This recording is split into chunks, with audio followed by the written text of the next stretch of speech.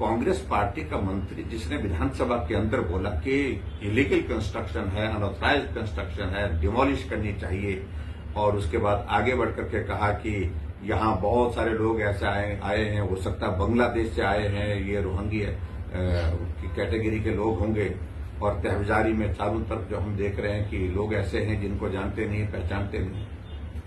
आज press conference कर रहे हैं, भारतीय जनता पार्टी दोषी है। मुझे कहा कि जयराम ने तो जो इनको मदद की है, पैसे मस्जिद बनाने के लिए पैसे दिए।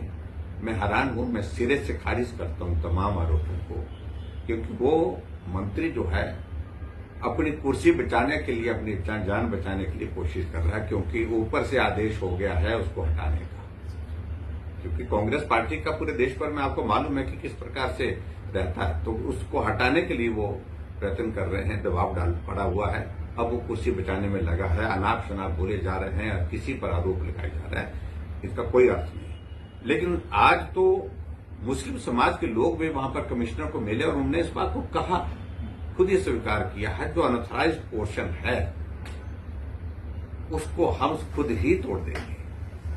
और आगे बढ़कर के मंडी में भी एक कंस्ट्रक्शन की है जिसको इलीगल माना गया, तो उस पर भी वहां पर भी उसको तोड़ना शुरू कर दिया। उसका भी पोर्शन एक तोड़ा है, एक दीवार लगाई तो उसको तोड़ना शुरू कर दिया है।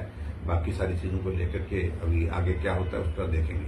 लेकिन कुल मिलाकर के ये स्थितियां तब बनती हैं जब ऐसे लोगों को प्रोटेक्शन और मतलब उत्साह, एक माहौल इस प्रकार के दिया जाता है। क्योंकि मुख्यमंत्री जी ने भाषण में अपने कहा, जब सरकार बनी थी सबसे पहली उनकी प्रेस कॉन्फ्रेंस में उन्होंने यही कहा था, मैं 97% हिंदुओं की पार्टी को हरा करके आया हूं।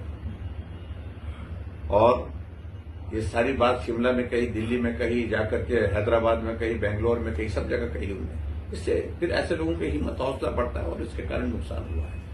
लेकिन कुल मिलाकर के हमने अपील की है सभी समाज सेवक की कि कानून को अपने हाथ में ना ले और इस सारे मामले को लेकर के सरकार कार्रवाई करने की बात कह रही है, तो निश्चित रूप से हम उम्मीद करते कार्रवाई करेंगे। कल मैं देख रहा हूं कि मुख्यमंत्री ने अब सर्वदलीय बैठक बुलाई है, कहीं बाहर जा रहा हूं, लेकिन सर्वदलीय बैठक बुला करके एक माहौल खड़ा करने की कोशिश कि नहीं, मैं उस तरह से नहीं कर रहा हूं। लेकिन जो हालात बन गए हैं, जो बन गए हैं, और मैं सिर्फ इतने कहना चाह रहा हूं कि हिमाचल प्रदेश में भारतीय जनता पार्टी की सरकार थी, तो हमने जो ये स्ट्रीट वेंडर्स होते हैं उसमें हम एक पॉलिसी बनाई थी, और उसमें बनाने की वजह भी यही थी कि बहुत बड़ी तादाद में बहुत सारे लोग ऐसे दिख रहे थे हिमाचल प्रदेश में जो हिमाचल के रहने वाले नहीं हैं। हमने कहा इनका वेरिफिकेशन होना जरूरी है, इनका आइडेंटिफिकेशन होना जरूरी है, और इसलिए होना जरूरी है हमें कोई आपत्ति नहीं, देश का नागरिक कहीं भी आ सकता है, कहीं भी काम कर सकता है, लेकिन हमें मालूम तो रहना चाहिए कि लोग कौन हैं, कहां से आए हैं, कहां रहते हैं, क्या उनका पृष्ठभूमि है, ये सब जानना जरूरी है। वो कांग्रेस ने बंद कर दिया था। अब कह रहे हैं कि अब हम शुरू करेंगे, अब हम शुरू करेंगे, फिर से शुरू करेंगे।